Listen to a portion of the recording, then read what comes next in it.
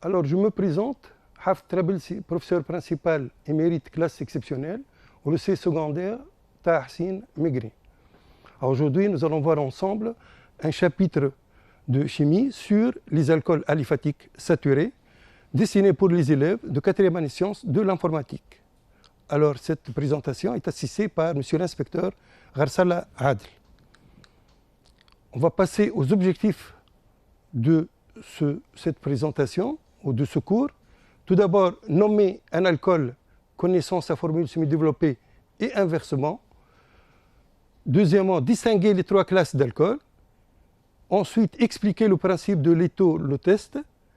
Et enfin, réaliser et interpréter une réaction d'estérification. Alors, le plan que nous allons utiliser, tout d'abord, on va commencer par la définition des alcools. Grand 2, structure. Grand 3, nomenclature des alcools. Grand 4, quelques propriétés physiques des alcools aliphatiques saturés. Grand 5, classe et isomérie des alcools. Grand 6, oxydation ménagère des alcools. Et enfin, réaction d'estérification. Alors commençons tout d'abord par la définition d'un alcool. Un alcool est un composé organique oxygéné, c'est-à-dire il contient un atome d'oxygène, dont la molécule comporte un groupe hydroxyle OH lié à un atome de carbone, appelé carbone fonctionnel, ne formant que des liaisons simples, et c'est pourquoi on appelle ces alcools des alcools saturés, avec les autres atomes de carbone et d'hydrogène. Formule générale, CROH, avec R est un radical alkyle. La formule brute générale, c'est NH2N plus 1, OH, ou c'est NH2N plus 2, O. Le groupe hydroxyle confère aux alcools des propriétés chimiques particulières qui définissent la fonction alcool. De ce fait, on le qualifie de groupe fonctionnel. On va prendre un exemple. Ici, donc, le CH3OH, voilà le carbone fonctionnel, il est en rouge.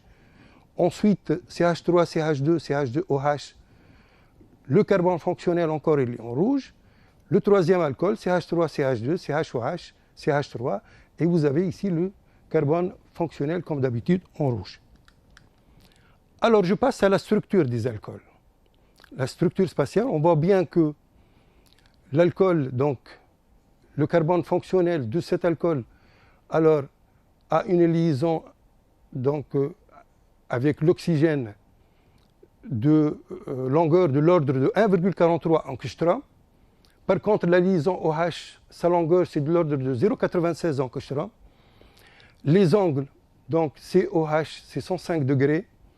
L'angle OCH, 109 degrés. Et vous voyez ici, le carbone fonctionnel est un atome tétragonal, c'est-à-dire il y a 4 liaisons simples. Grand 3, la nomenclature. Alors, le nom d'un alcool s'obtient suivant les étapes suivantes. Petit a, repérer la chaîne principale qui est la chaîne carbonée la plus longue contenant le carbone fonctionnel.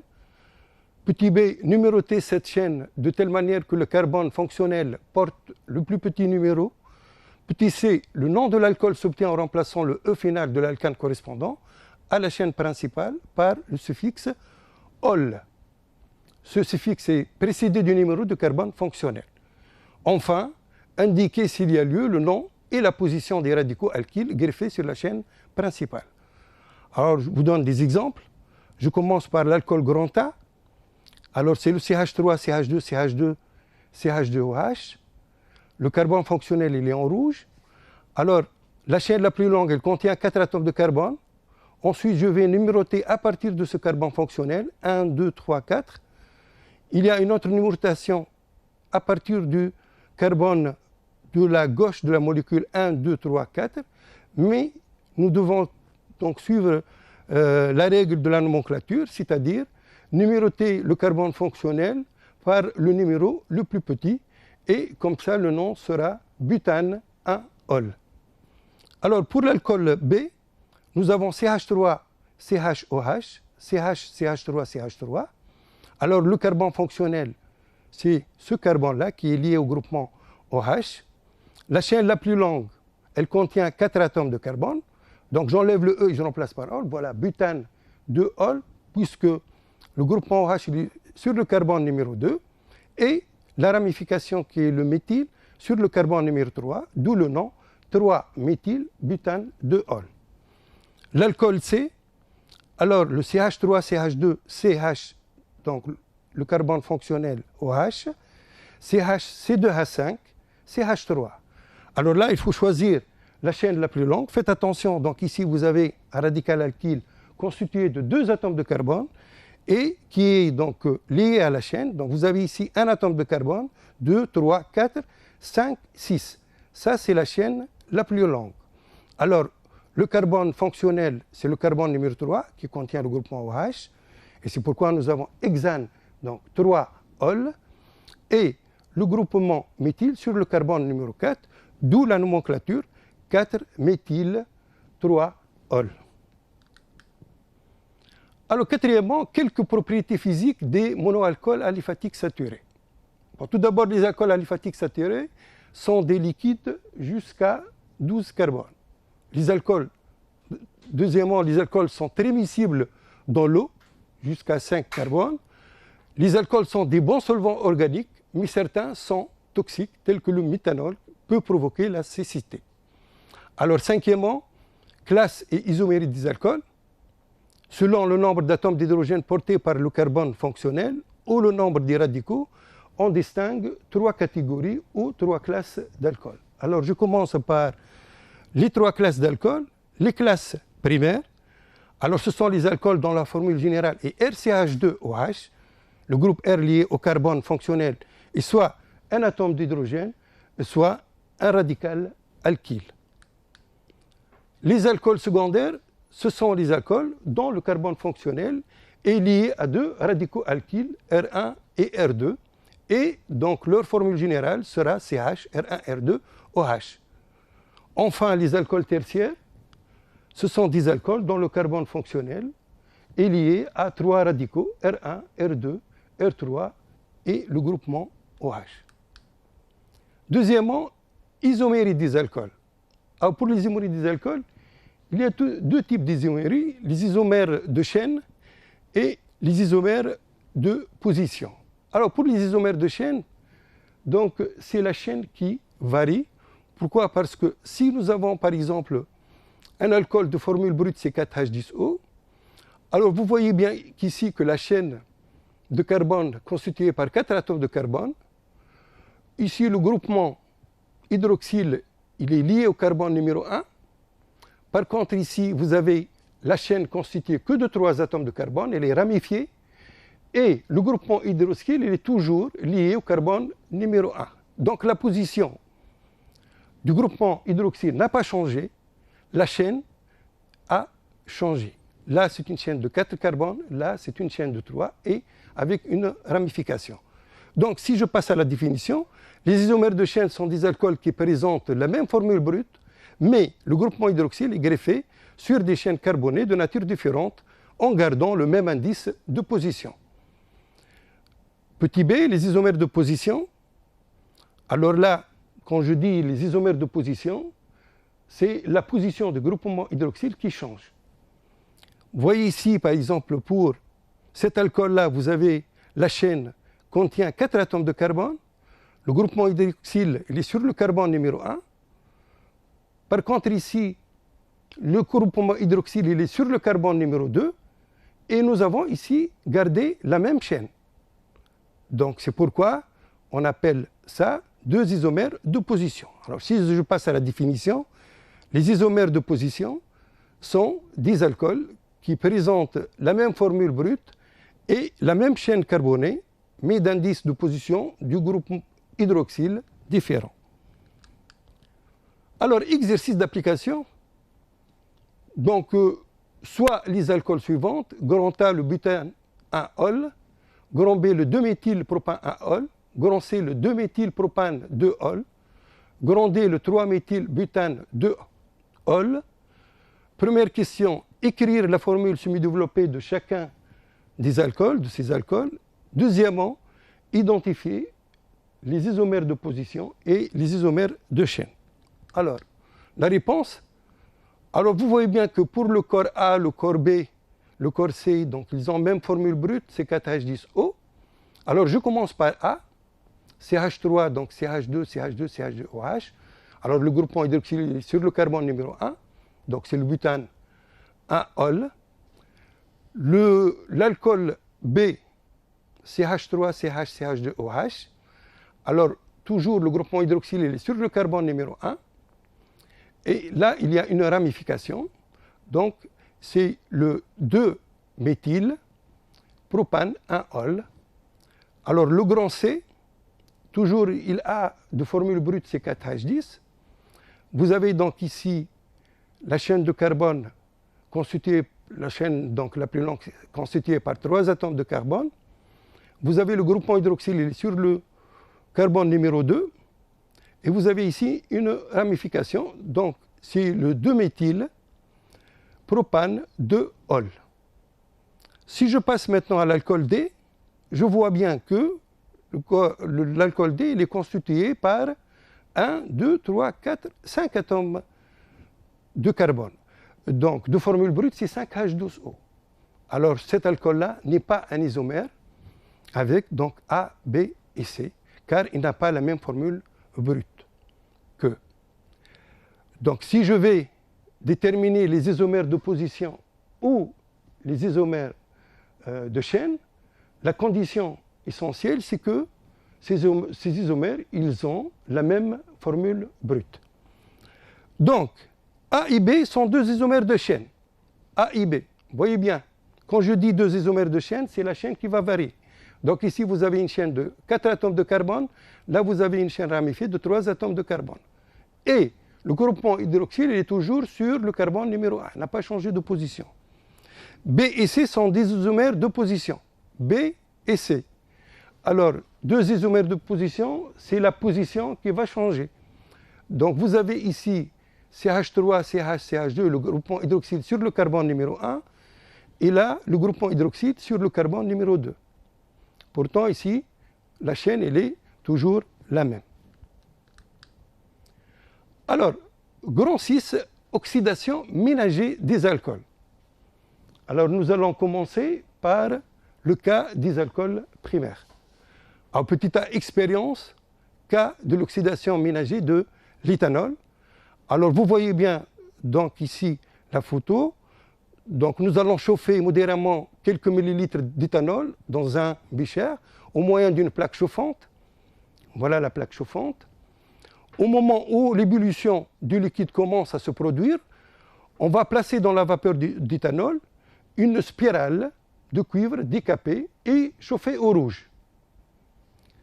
Présenter aussi un papier imbibé de réactif de Schiff et un papier de pH humidifié. Alors, qu'est-ce que nous allons observer?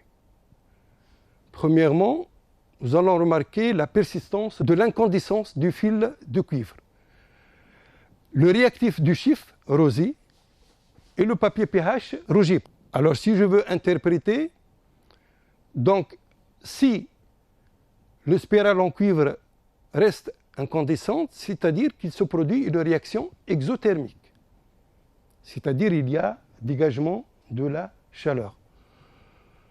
Alors, le papier imbibé de réactif de Schiff rosit, il y a formation d'un nouveau corps qui renferme le groupe CHO. Alors, ce groupe caractérise la famille des aldéhydes de formule générale RCOH. La formule semi-développée de l'aldéhyde formée au cours de cette réaction est CH3CHO. Il s'appelle éthanal et il est reconnu par son odeur de pomme. Ensuite, nous avons dit que le papier pH rougit, formation d'un nouveau corps qui renferme le groupe COOH. Ce groupe caractérise la famille des acides carboxyliques de formule générale RCOOH. Alors, la formule semi-développée de l'acide carboxylique formé est CH3COH. Il s'appelle l'acide éthanoïque. Les équations chimiques des réactions qui ont eu lieu au cours de cette expérience sont, alors, l'éthanol va être oxydé pour donner l'eau et l'éthanal, deux molécules d'éthanal. À son tour aussi, les molécules d'éthanal vont être oxydées pour donner deux molécules d'acide éthanoïque. Des généralisations. Alors on va généraliser donc cette oxydation ménagée pour les alcools primaires. L'oxydation ménagée d'un alcool primaire RCH2OH conduit dans une première étape à un aldéhyde de formule RCHO qui peut être aussi oxydé éventuellement en acide carboxylique RCOOH dans une seconde étape. Lorsque l'oxydant est en excès, l'alcool est entièrement oxydé en acide carboxylique et nous avons ici donc l'alcool primaire va être oxydé pour donner l'aldéhyde en première étape. À son tour, l'aldéhyde va être oxydé pour donner donc l'acide en deuxième étape, l'acide carboxylique. Deuxièmement, cas des alcools secondaires. À petit a, expérience et observation. Alors, oxydation ménagée du butane 2-ol par une solution de dichromate de potassium, plaçant dans un tube AIC quelques millilitres de butane de ol avec quelques millilitres d'une solution acide de dichromate de potassium, échauffant légèrement au bain-marie. La couleur jaune-orangé disparaît et on obtient une solution de couleur verte, figure 1. Cette figure. Alors, pour caractériser le produit organique de la réaction, versons dans le tube refroidi quelques millilitres d'un cyclohexane et agitons. Après avoir laissé reposer, il apparaît dans le tube deux phases. Alors, on voit bien une phase aqueuse et une phase organique.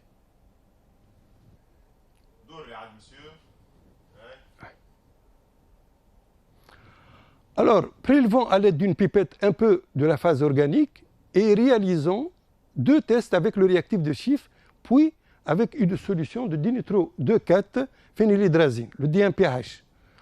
Alors, le premier test est négatif, alors qu'avec le deuxième, on obtient un précipité jaune-orangé, figure 3. Voilà. Alors, petit b, interprétation. L'apparition de la couleur verte indique que les ions dichromate CR2O7 2 fois moins se sont transformés en ions chrome 3+. L'apparition du précipité jaune indique la formation d'un nouveau produit qui renferme le groupement carboxyle CO. Ce groupement est caractéristique des aldéhydes et des cétones.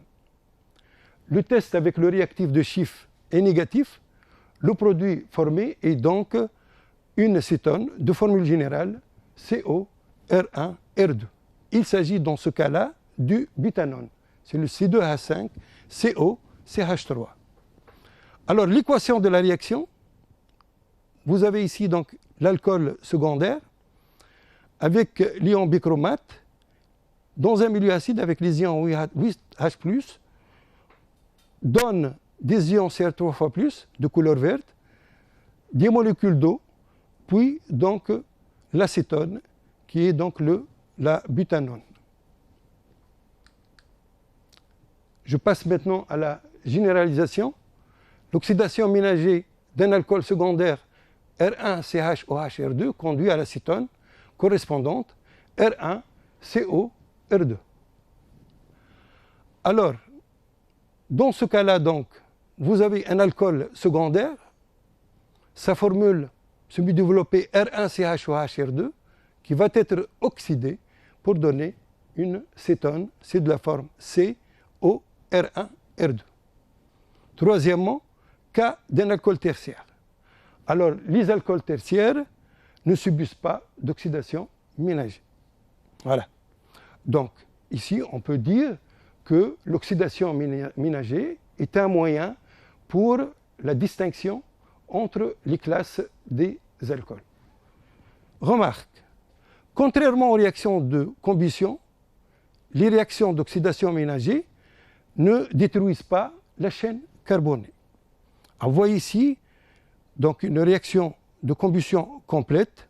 La chaîne est cassée, donc pour donner donc du CO2, c'est NH2NO plus 3N plus 1 sur 2O2 donne NCO2 plus N plus 1 H2O.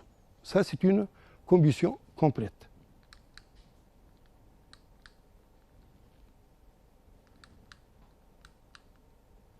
Grand 7, réaction d'estérification. Alors tout d'abord, je vais définir qu'est-ce qu'une réaction d'estérification. La réaction d'estérification est la réaction d'un alcool avec un acide carboxylique. elle donne naissance à un ester et de l'eau. Alors, ROH, un alcool, plus acide carboxylique, on obtient l'eau plus R', COOR. Exemple, l'éthanol avec l'acide éthanoïque donne l'eau plus éthanoate d'éthyle. Je continue.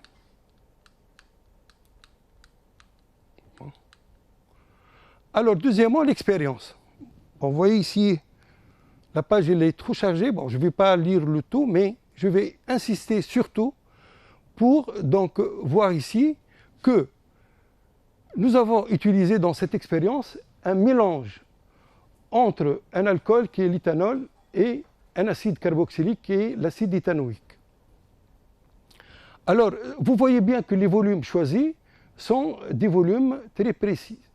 Vous avez un volume de 16,3 millilitres, un volume de 16 millilitres, et là, c'est pour donc préparer un mélange équimolaire. Alors, nous avons mélangé l'acide avec l'alcool en présence de quelques gouttes d'acide sulfurique concentré, et nous allons voir pourquoi cet acide sulfurique concentré.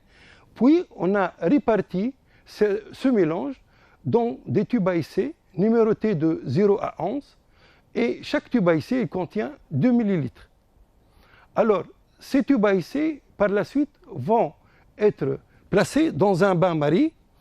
Alors, on peut se poser aussi la question, pourquoi dans un bain-marie? Alors, nous avons utilisé un bain-marie pour donc augmenter la température et pour accélérer la réaction. Aussi, nous avons utilisé l'acide sulfurique très concentré pour accélérer la réaction, parce que la réaction d'estérification est une réaction lente, et nous allons la voir par la suite dans les tableaux de mesure. Alors, les tubes à essai sont numérotés de 0 à 11. Le tube à essai numéro 0, c'est le tube à essai donc, qui va être choisi à froid, avant le chauffage, et qui va être dosé par une base qui est donc l'hydroxyde de sodium, avec une concentration connue, et là pour déterminer la quantité initiale d'acide dans ce tube.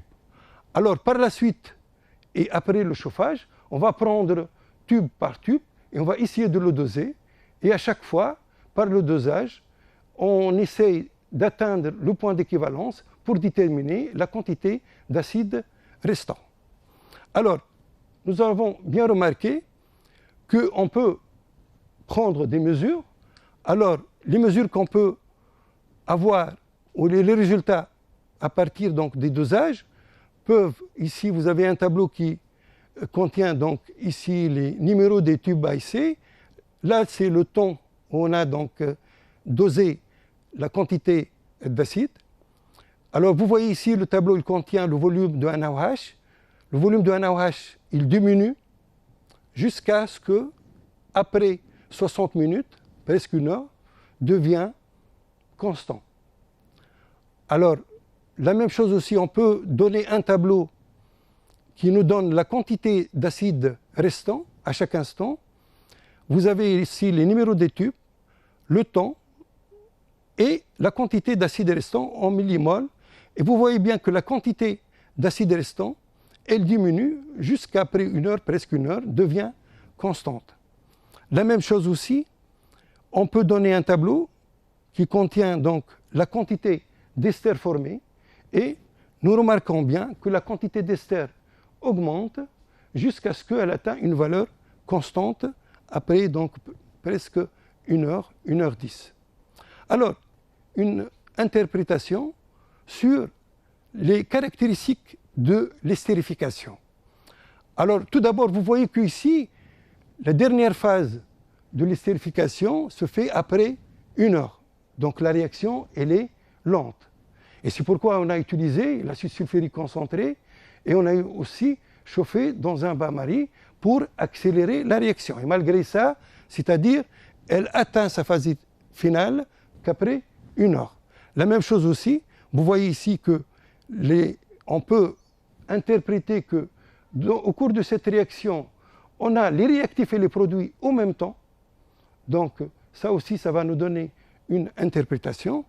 Alors, si je passe, je vais dire que cette réaction, elle est lente, Elle est limitée puisque nous trouvons les réactifs et les produits, et elle est athermique. Athermique, c'est-à-dire elle ne dégage pas de la chaleur, il n'y a pas d'absorption de chaleur, il n'y a pas de dégagement de chaleur, donc ni absorption, ni dégagement, donc elle est ni endothermique, ni exothermique, elle est athermique. Alors, généralisation, un alcool réagit avec un acide carboxylique suivant une réaction lente, limitée et athermique. Alors, l'alcool avec l'acide carboxylique va nous donner l'eau avec l'ester.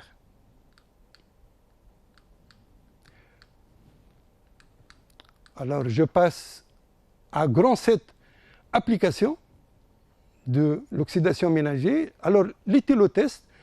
L'éthylotest ou alcotest est un dispositif pour détecter la présence éventuelle de vapeur d'éthanol dans le gaz expiré par les personnes ayant consommé des boissons alcoolisées.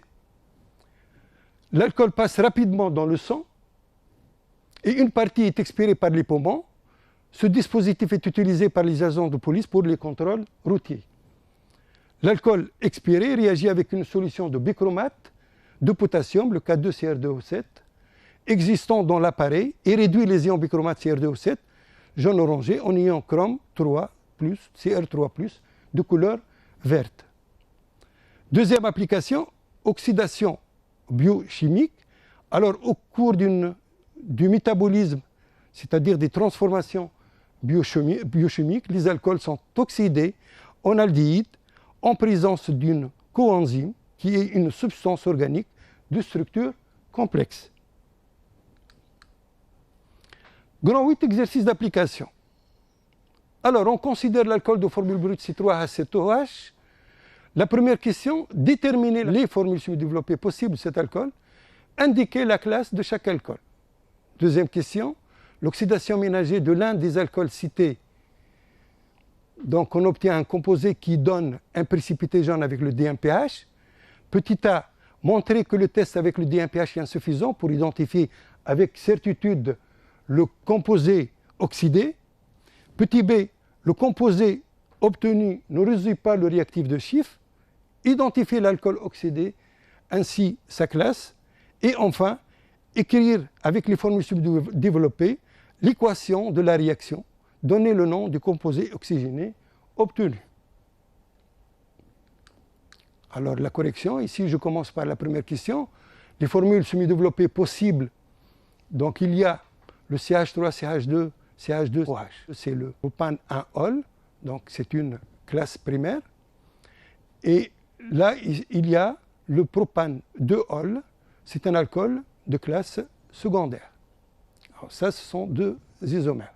Même formule brute, mais deux formules développées différentes. Deuxièmement, petit a, le D1PH ne peut pas nous renseigner sur la classe de l'alcool, car en réagissant avec les produits d'oxydation, il donne le même résultat, c'est le précipité jaune. Petit b, puisque le réactif de Schiff ne réussit pas, alors automatiquement l'alcool correspondant est de classe secondaire. Il s'agit du propane 2-ol, c'est-à-dire ce composé. Alors l'équation de la réaction chimique, vous avez ici le propane 2-ol qui va être oxydé pour donner une cétone qui est la propanone. Merci pour votre attention.